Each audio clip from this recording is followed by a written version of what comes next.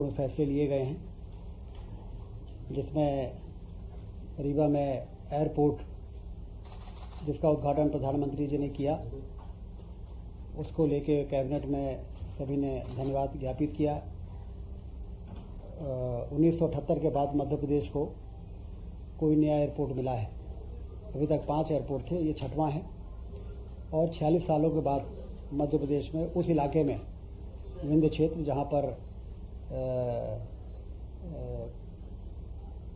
Cement hub है, power hub है, national parks हैं, लोगों को आने जाने के लिए सुविधा नहीं थी, अनकनेक्टेड एरिया था, वहाँ पर एक बड़ी सुविधा मिली है।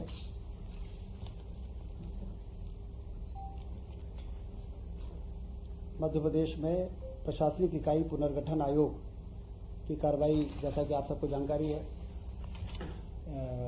वो शुरू हो चुकी है और इनके दौरे नवंबर में कमेटी के दौरे होंगे आयोग के, और तहसील, विकासखंड, जिला, संभाग स्तर पर लोगों से के सुझाव लिए जाएंगे और उस आधार पर प्रशासनिक इकाई का पुनर्गठन होगा, जिससे प्रशासनिक व्यवस्था को बनाने में ज़्यादा बेहतर तरीके से लोगों को सुविधा प्रदान की जा सके।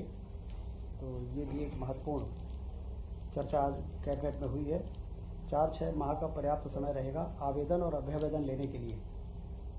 इन 4-6 महीनों में सारे पूरे प्रदेश का एक फीडबैक आयोग के पास आ जाएगा कि कौन से ज़िले में कौन सा इलाका ऐसा है जो दूरस्थ है और नज़दीकी कौन से ज़िले में उसको पुनर्गठन करके शामिल किया जा सकता है या हटाया जा सकता है। निश्चित रूप से बहुत पुरानी लंबी डिमांड रही है। इसके लिए मुख्यमंत्री जी ने जो पुनर्गठन आयोग का गठन किया है, प्रशासनिक इकाई बनाई है, वो आने वाले दिनों में उसके काम शुरू होने वाले हैं। रोजगार सृजन के लिए जो हमारे 11 विभाग हैं जो रोजगार सृजन के लिए काम कर रहे हैं, MSME है, इस प्रकार के कई डिपार्टमेंट हैं, उनको अगले 4 साल के लिए कार्य योजना बनाने के लिए उनको निर्देश दिया गया है कि 4 सालों में वो कितने रोजगार के अवसर तैयार कर सकते हैं, जहां पर लोगों को ट्रेन किया जा सके अकॉर्डिंगली और उनको वहां पर प्लेसमेंट कराया जा सके। ये एक महत्वपूर्ण चर्चा आज के बैठक में रही है। और जो हमारी सरकारी डिपार्टमेंट हैं, सरकारी नौकरियां, दिसंबर 24 तक 1 लाख सरकारी नौकरियों की वैकेंसी में भर्ती की प्रक्रिया शुरू होने जा रही है। एक बड़ी सुखद सूचना है बेरोजगारी को दूर करने के लिए और सरकारी विभागों में काम को और बेहतर बनाने के लिए, क्योंकि मैन पावर की कमी विभागों के परफॉर्मेंस को प्रभावित करती है। इसलिए कैबिनेट ने समय समय पर कई पदों की स्वीकृतियाँ की हैं। उन स्वीकृतियों की भर्ती या तो PSC से होती है या कर्मचारी चयन मंडल से होती है। तो दिसंबर 24 तक 1 लाख सरकारी नौकरियों की भर्ती की प्रक्रिया प्रारंभ करने के लिए आज कैबिनेट ने तय किया है। हाँ, आज भी एक हमारे हेल्थ डिपार्टमेंट में 7,900 पदों की स्वीकृति हुई है। 454 स्वास्थ्य उन केंद्रों पे जिसका उन्नयन या नए अस्पताल की स्थापना 2023 में की गई, जिसमें जिला अस्पताल भी हैं, सामुदायिक स्वास्थ्य केंद्र भी हैं, प्राथमिक स्वास्थ्य केंद्र भी हैं। इसमें काम उनके चल रहे हैं। उसका बिल्डिंग का स्वीकृति तो पहले ही हो गई थी। आज उन 454 केंद्रों की पदों की भी स्वीकृति हुई है, 7,900। उसकी भी भर्ती की प्रक्रिया तेजी से शुरू होगी और इस सब मिला के जितने डिपार्टमेंट्स हैं उनमें 1 लाख पदों की भर्ती की प्रक्रिया PSC और कर्मचारी चयन मंडल ने शुरू कर दी है। ये वो नए स्वास्थ्य केंद्र हैं जो उन्नयन के रूप में नए हैं, या 3 जो हमारे नए जिले बने थे उस समय, उसके नए जिला अस्पताल हैं। तो उनके भवन के निर्माण किसी का 50% हो गया है, किसी का 60% हो गया है। 100% उनके भवन के निर्माण पूरा होने तक वहाँ पर लगने वाला जो भी मानव संसाधन है वो उपलब्ध रहे, इसकी भर्ती की प्रक्रिया हम शुरू करने जा रहे हैं। रीवा में कल रीजनल इंडस्ट्रियल समिट हो रही है। जैसा कि मुख्यमंत्री जी का एक बहुत ही अच्छा निर्णय रहा है कि हम संभागीय मुख्यालयों में रीजनल इंडस्ट्रियल समिट करेंगे और वहाँ पर जो उत्सुक लोग हैं उनको वहाँ बुलाएंगे और वहाँ के पोटेंशियल के बारे में उनको वहीं पर चर्चा होगी। कहाँ पर मिनरल डिपॉजिट है, कहाँ पर फूड पार्क लगाया जा सकता है, कहाँ टेक्सटाइल पार्क लगाने की संभावना है, कहाँ जहाँ फार्मास्यूटिकल सेक्टर में काम हो सकता है। हमारे विंध्य में आप जानते हैं कि सीमेंट का हब है, वो 40 मिलियन टन सीमेंट बनती है, 15,000 मेगावाट कोयले से बिजली बनती है। ये वही इलाका है जहाँ 750 मेगावाट का दुनिया का सबसे बड़ा सोलर प्लांट हम लोगों ने उस समय स्थापित किया था। दिल्ली की मेट्रो उससे चलती है और नेशनल पार्क है। तो पर्यटन की भी संभावना है और निवेश की भी संभावना है। शानदार 4 लेन की सड़कें, उधर यूपी से इधर जबलपुर और झांसी और चारों तरफ विश्व स्तरीय सड़कें बन के तैयार हो गई हैं। रेलवे लाइन का काम सीधी से सिंगरौली का युद्ध स्तर पर चल रहा है और उसके साथ ही साथ एयरपोर्ट भी बन गया है। तो निवेश के लिए जो जरूरी इंफ्रास्ट्रक्चर है वो विंध्य क्षेत्र को अब प्राप्त हुआ है। जाके भारतीय जनता पार्टी की सरकार बनने के बाद एक के बाद एक पूरा रोबस्ट इंफ्रास्ट्रक्चर जिसको कहा जाता है, जो इन्वेस्टमेंट के लिए बहुत आवश्यक होता है, वो बन के तैयार हुआ है। और इसमें विशेषता ये है कि जो उड़ान स्कीम जो प्रधानमंत्री जी की है, जिसमें उड़ेगा देश का आम आदमी और हवाई चप्पल पहनने वाला भी हवाई जहाज में चल सकेगा। जब उन्होंने ये बात कही थी तो लोग सोचते थे कि कैसे संभव है, लेकिन रीवा के एयरपोर्ट से जो हवाई जहाज रीवा से भोपाल आएगा, आपको जान के आश्चर्य होगा, 999 रुपये में आएगा। AC 3 टायर का किराया है 927 रुपये और हवाई जहाज का किराया है 999 रुपये। AC 2 टायर का ज़्यादा है और AC फर्स्ट का ज़्यादा है, 1600 और 2000, और हवाई जहाज का कम है। तो मोदी जी ने जो कहा था कि हवाई चप्पल पहनने वाला भी हवाई जहाज में उड़ेगा, ऐसा हम उड़ान स्कीम लाए हैं, वो रीवा के एयरपोर्ट के उद्घाटन के साथ ही वो एक सपना साकार होने हो रहा है। तो रीजनल इन्वेस्टर समिट की अच्छी तैयारी है और कल मुख्यमंत्री जी वहाँ पधारेंगे और देश भर के इंडस्ट्रियलिस्ट आएंगे और वहाँ पर निवेश 4000 स्टेशन वहाँ हो चुके हैं, 4000 स्टेशन हो चुके हैं। और जो बड़े इंडस्ट्रियल ग्रुप हैं, रिलायंस, हिंडाल्को, पतंजलि और ये जो हमारे सीमेंट प्लांट के हैं, डालमिया ग्रुप से लेके सारे लोग वहाँ पर आ रहे हैं और उनकी जो भी अड़चने हैं वहाँ पे चर्चा होंगी और उनका समाधान निकलेगा और निवेश का रास्ता प्रशस्त होगा। सोयाबीन उपार्जन 25 अक्टूबर से शुरू हो चुका है और 3,44,000 किसानों ने पंजीयन कराया है। 4,892 रुपये प्रति क्विंटल की जो MSP की दर है, उससे पहली बार प्रदेश में खरीदी हो रही है। किसान बड़े उत्साह के साथ खरीदी केंद्रों में जा रहे हैं और अपना पंजीयन करा रहे हैं। हाँ, पंजीयन में काफ़ी उत्साह है। पंजीयन हो गया मतलब तैयारी है उनकी बिक्री और खरीदने की। इंडियन रोड कांग्रेस का आयोजन पिछले दिनों गडकरी जी आए थे और 7 रोड 9,369 करोड़ की स्वीकृत हो चुकी है। भोपाल से कानपुर वाया सागर बहुप्रतीक्षित मार्ग है, क्योंकि सागर जाते समय लोगों को लगता था कि चारों तरफ 4 लेन की सड़क बन गई है, भोपाल से सागर क्यों नहीं बनी। तो अब सागर से लेकर कानपुर तक, जिसमें सागर का बाईपास भी शामिल रहेगा, ये एक बड़ा काम मंजूर हुआ है। और उसके साथ ही 27 रोड ऐसी हैं जिसकी लागत है 20,403 करोड़ की, उसकी स्वीकृति भी प्रदान की जा रही है। माइनिंग कॉन्क्लेव भी हुआ भोपाल में 17-18 अक्टूबर को राष्ट्रीय कॉन्क्लेव का आयोजन हुआ है। इसमें भी काफ़ी अच्छा रिस्पांस रहा है और 11 औद्योगिक घरानों ने 19,000 करोड़ से अधिक के निवेश के प्रस्ताव प्राप्त हुए। इसकी भी चर्चा हुई है आज की कैबिनेट में।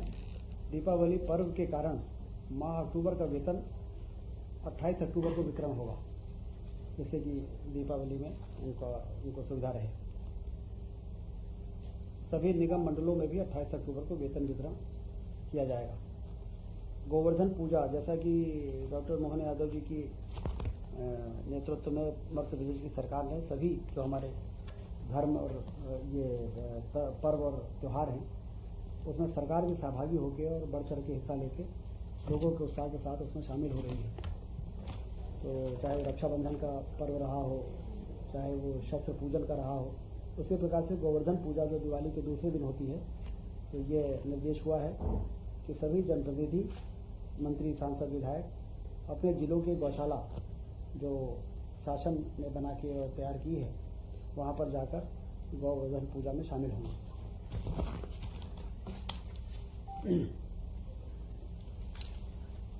सिंघस्थ 2028 में होना है और उसके लिए हमेशा से भव्य तैयारियां होती रही हैं, लेकिन अवैध कॉलोनी, अतिक्रमण और समस्या इस प्रकार की बातें भी आती रही हैं। इसलिए मुख्यमंत्री जी ने ये फैसला किया है, कैबिनेट ने उसको अनुमोदन किया है कि हम वहाँ पर प्लॉटिंग करेंगे और रोड और नाली ये डेवलपमेंट अथॉरिटी बनाएगी और कम से कम 5 बीघा ज़मीन हम उन अखाड़ों को या महामंडलेश्वर का जो संस्थाएं हैं उनको हम 5 बीघा ज़मीन देंगे, जिसमें कि निर्माण वो 1 बीघा में ही कर पाएंगे। बाकी ओपन एरिया रहेगा जहाँ पर यज्ञ होगा, हवन होगा, प्रवचन होंगे। तो एक सिस्टमेटिक तरीके से भविष्य में सिंघस्थ का आयोजन होता रहेगा और बार बार हमें इंफ्रास्ट्रक्चर बनाना नहीं पड़ेगा और ये भी शिकायत नहीं आएगी कि कहीं अतिक्रमण हो गया है या कहीं पर अतिक्रमण के नाम पर हम लोगों को हटाने की कोशिश करें। तो इतनी ज़मीन के अलॉटमेंट के बाद सबका स्थान निश्चित रहेगा और एक व्यवस्थित तरीके से इस बार का संघर्ष भी और आने वाले दिनों में भी संघर्ष का आयोजन हो सकेगा, ये मंशा है। हाँ, सभी अखाड़े जो जिनके भी आवेदन आते हैं किसी को भी सभी को एडजस्ट किया जाएगा। 5 बीघा प्रति अखाड़ा, 5 बीघा प्रति अखाड़ा। हाँ, और उसमें 1 बीघा में वो निर्माण करेंगे, पूरे में निर्माण कर लेंगे तो फिर रोड में फिर बाकी काम होता है तो फिर ट्रैफिक प्रभावित होता है। ये इसमें विशेष है कि आवासीय और कमर्शियल एक्टिविटी उन प्लॉट में नहीं कर पाएंगे, वो प्रतिबंधित रहेगा। आवासीय और कमर्शियल सिर्फ धार्मिक कार्यक्रम जो समय समय पर पर्वों के त्यौहार आते हैं उसमें वो कर सकेंगे। आज एक और बहुत ही महत्वपूर्ण निर्णय हुआ है। प्रदेश के 12,670 जो मिनी आंगनबाड़ी केंद्र थे उनका उन्नयन हुआ है पूर्ण आंगनबाड़ी केंद्रों में। तो जो मिनी आंगनबाड़ी केंद्र होते हैं वहाँ पर सहायिका का पद नहीं होता, एक आंगनबाड़ी कार्यकर्ता का होता था। अब पूर्ण आंगनबाड़ी हो जाने से 12,670 पद तो ये सृजित हो जाएंगे और 476 पर्यवेक्षक, क्योंकि जब ये पूर्ण हो गए तो 25 आंगनबाड़ियों पे जो एक सुपरवाइजर होता है तो उसके हिसाब से 476 सुपरवाइजर के पद भी सैंक्शन आज कैबिनेट ने किया है और इससे 213 करोड़ रुपए का आर्थिक वार्षिक व्यय आएगा, जिसमें से 179 करोड़ राज्य शासन भार उठाएगा और केंद्र से 34 करोड़ रुपए की सहायता मिलेगी।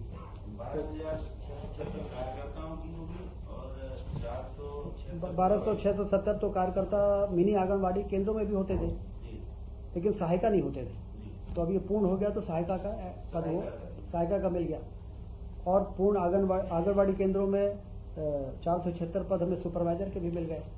तो कुल मिला के ये इसमें 213 करोड़ रुपए खर्च होंगे, जिसको कैबिनेट ने आज मोहर लगा दी है और इससे जो कार्यक्रम होते हैं आंगनबाड़ी केंद्रों में उसको काफ़ी मदद मिलेगी। स्कीम फॉर केयर, जो पास्को 18 साल से कम उम्र की बालिकाओं के साथ जो दुराचार हो जाता है उसके कारण वो प्रेग्नेंट भी हो जाती हैं और फिर उनको काफ़ी परेशानी का सामना करना पड़ता है। तो हर जिले में 10 लाख रुपए देने का निर्णय आज हुआ है और उसमें आइडेंटिफिकेशन के बाद उनको जो भी सहायता के नॉर्म्स हैं उनको मदद दी जाएगी। तो एक बहुत ही संवेदनशील मुद्दे पे आज कैबिनेट ने अपना फैसला किया है। और हेल्थ का हमने बताई दिया आपको कि 454 केंद्रों वाला। हाँ, जिला कलेक्टर ही इसको देखेंगे। स्वास्थ्य में हमने बताया कि 351 करोड़ रुपए वार्षिक व्यय आएगा, जिसमें हमने लगभग 7,900 पद मंजूर किए हैं 454 केंद्रों में। और विश्वविद्यालय कर्मचारियों को अभी 7वें वेतनमान के हिसाब से पेंशन नहीं मिलती थी। तो आज कैबिनेट ने निर्णय किया है कि 7वें वेतनमान से 2016 में रिटायर हुए हैं उनको 2016 से और जो 2018 में रिटायर हुए हैं, उनको 2018 से, जो 16 से हुए उनको 18 के बाद से, हाँ। 16 के बाद उनको 16 से। जो 16 के बाद हुए हैं उनको 16 से, 2018 से हुए उनको तो 18 से ही होगा। तो इनको ये पेंशन अब 7वें वेतनमान के आधार पर मिलेगी। ठीक है, सर सभी युवा हैं सर, सभी को युवा आमंत्रित। और आप सब लोग रीवा आमंत्रित हैं। रीवा आइए और रीवा में वाइट टाइगर भी देखिए और एयरपोर्ट भी देखिए। और रीवा में रीवा का पूरा ट्रांसफॉर्मेशन हुआ है। तो यदि आप लोग 10-15 साल पहले जो गए हों तो उनको तो बहुत फ़र्क दिखेगा। और इस इन्वेस्टर समिट में अच्छी तैयारी की गई है, मुख्यमंत्री जी के मार्गदर्शन में बहुत अच्छी व्यवस्था है। तो वहाँ पर आप लोग पधारें। रीवा का होने के नाते भी मैं आपको आमंत्रित करता हूँ।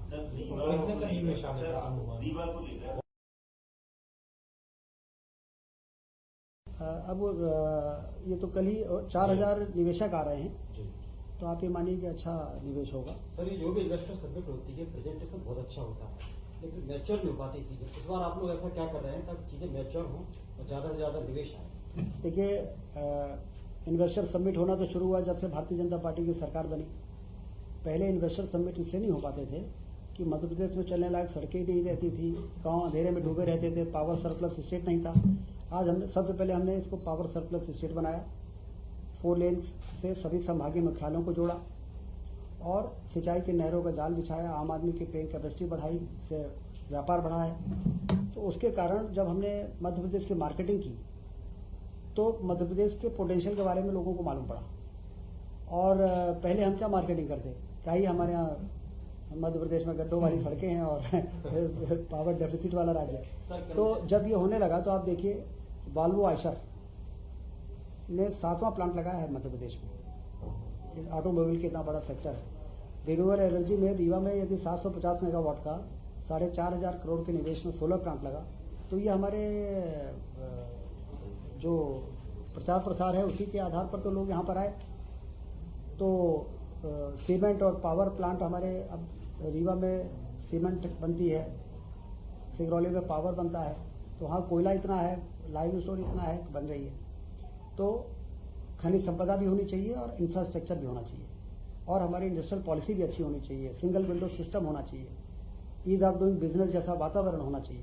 तो ये भारतीय जनता पार्टी की सरकार ने इस दिशा में विशेष प्रयास किया है, जिसके कारण अब ये इन सब के बाद आपको ध्यान होगा कि इंदौर में ग्लोबल इन्वेस्टर समिट होता था, एक बार खजुराहो में भी हुआ था, लेकिन ये पहली बार ऐसा हो रहा है कि हम संभागीय स्तरों में रीजनल इंडस्ट्री कॉन्क्लेव कर रहे हैं और इसके इतने अच्छे परिणाम हैं कि रीवा के पोटेंशियल के आधार पर हम रीवा को फोकस करके बात कर रहे हैं। तो लोगों को खींचने में, आकर्षित करने में हमको ज़्यादा आसानी है। और यदि हम बड़े समूह में करते हैं तो उस समय वो आवश्यक था, लेकिन अब मध्य प्रदेश जिस स्थिति में पहुंच चुका है तो अब ये बहुत प्रासंगिक हो गया है, सामयिक है।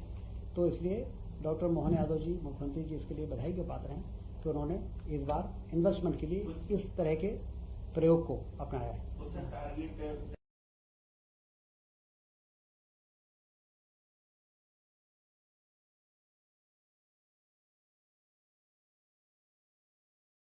इंडस्ट्री लगाएंगे, सरकार क्यों उनको इस प्रकार के आयोजन करती है? क्योंकि हमें बेरोजगारी दूर करने के लिए अपने नौजवानों को वहाँ पर रोजगार के अवसर तैयार करना है। तो एक तो रोजगार का अवसर तैयार होता है सिंचाई का रकबा बढ़ाने से, किसान संपन्न होता है तो व्यापार बढ़ता है, तो उससे रोजगार का अवसर बढ़ता है।